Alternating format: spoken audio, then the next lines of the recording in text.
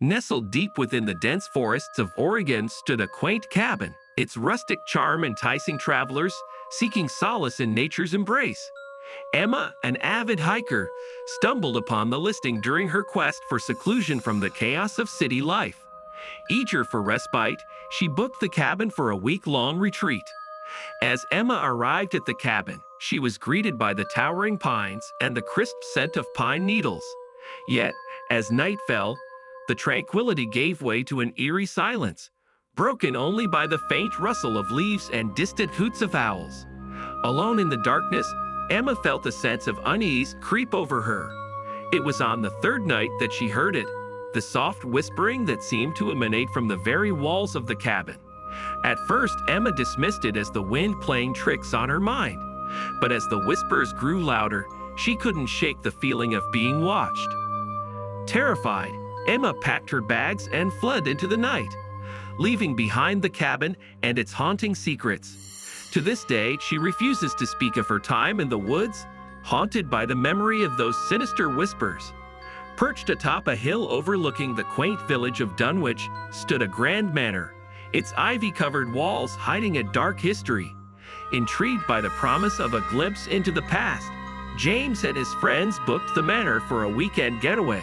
From the moment they set foot inside, they knew something was amiss. The air hung heavy with the scent of decay, and shadows danced in the flickering candlelight. Determined to uncover the truth, James delved into the manor's history, only to uncover tales of tragedy and despair. As night fell, the manor came alive with the echoes of its past. Doors slammed shut of their own accord, and ghostly figures roamed the halls. James and his friends found themselves trapped in a nightmare, their every move watched by unseen eyes. In a desperate bid for escape, they fled into the night, leaving the manor and its malevolent spirits behind. But as they drove away, James couldn't shake the feeling that they hadn't escaped at all, that the manor's dark secrets would haunt them forever. Nestled within the bustling streets of New Orleans stood a charming Victorian house, its colorful facade belying the horrors that lay within.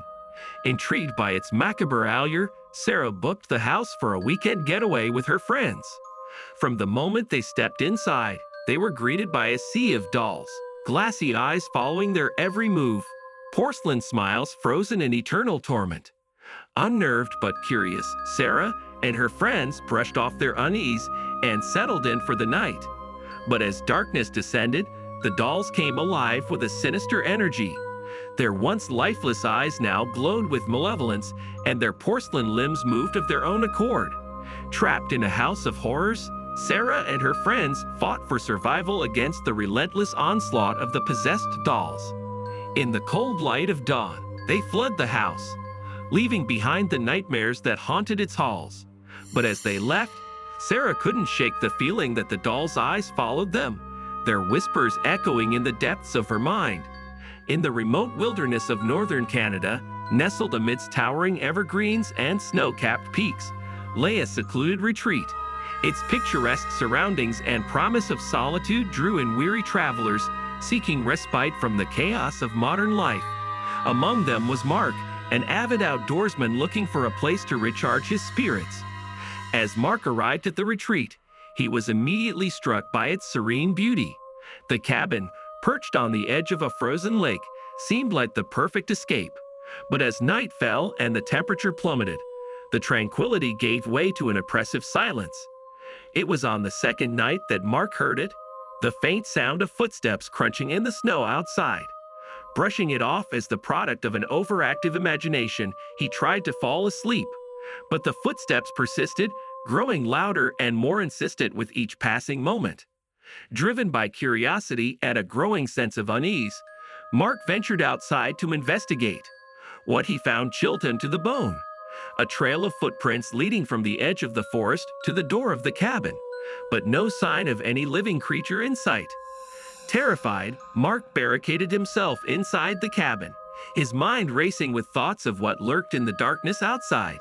As the night wore on, the footsteps continued, circling the cabin with an eerie rhythm that sent shivers down his spine. It was only with the first light of dawn that the footsteps finally ceased, leaving Mark shaken but alive. Gathering his belongings, he fled the retreat, leaving behind the frozen wilderness and the mysteries it held.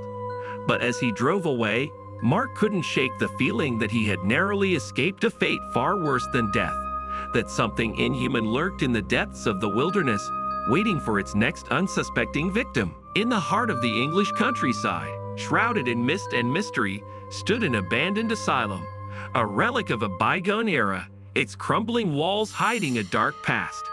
Intrigued by its haunted reputation, Sophie and her friends booked the asylum for a night of ghost hunting. From the moment they stepped inside, they were greeted by a sense of dread that hung heavy in the air. The asylum's corridors echoed with the cries of the tormented souls who had once called it home, their anguished whispers haunting the darkness. As night fell, Sophie and her friends ventured deeper into the asylum, their cameras at the ready to capture evidence of the supernatural. But as they delved into the asylum's darkest corners, they unwittingly unleashed forces beyond their comprehension. Doors slammed shut behind them, trapping them in a labyrinth of crumbling hallways and shadowy rooms. Ghostly apparitions materialized before their eyes, their ethereal forms twisting and contorting in agony. In a desperate bid for escape, Sophie and her friends fled deeper into the asylum, their screams drowned out by the cacophony of the damned. But no matter how far they ran, they found themselves inexorably drawn back to the heart of the asylum, where a darkness unlike any other awaited them. It was only with the first light of dawn that they finally broke free from the asylum's grasp, their bodies bruised and battered, their minds scared by the horrors they had witnessed. As they drove away, Sophie couldn't shake the feeling that the asylum's malevolent presence lingered behind them, waiting to claim its next victims.